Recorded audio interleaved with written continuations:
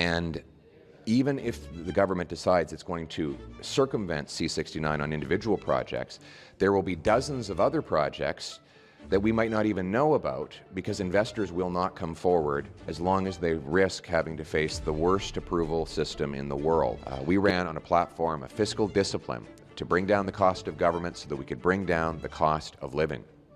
But this week, Mark Carney introduced $500 billion of spending with no budget.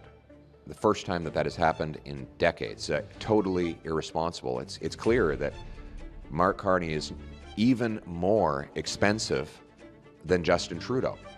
And that is why I'm announcing today that Conservatives will vote against this $500 billion of inflationary, irresponsible, out-of-control Liberal spending.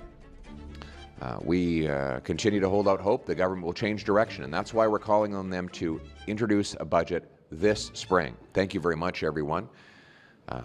We were given a strong mandate with 8 million votes to pursue our purpose in this place, which is to restore the Canadian promise. That promise is that anyone who works hard gets a great life in an affordable home on a safe street. And that requires reversing the 10 years of inflationary deficit spending of the Liberal government. The Liberals are back with the same ministers, MPs, staff, and it turns out, for the most part, the same policy agenda. Earlier this week, I made it clear that we as Conservatives would vote in favor of any good policies that helped restore the Canadian promise, even if they did not go far enough or they were not as good as we would have proposed. That's why earlier this week we announced we'd support some of the government's, albeit small, tax measures. We said we would support them because they were a very small step in the right direction. And we said we will continue to do that. At the same time, we said we would vote against things that are bad for the country and that run against the platform that 8 million Canadians voted for. And that's what I'm here today to discuss with my Deputy Leader, Melissa Lantsman, whom I thank for her hard work. We ran on a platform of fiscal discipline to bring down the cost of government so that we could bring down the cost of living.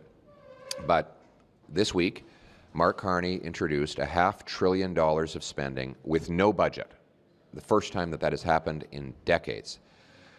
Not only that, but he's increasing government spending by 8%, with the lion's share of that spending going to bloated bureaucracy, consultants, and contractors. Bureaucracy will go up by 6%. That's more than double the combined rate of inflation and population growth. Consultants are going to go up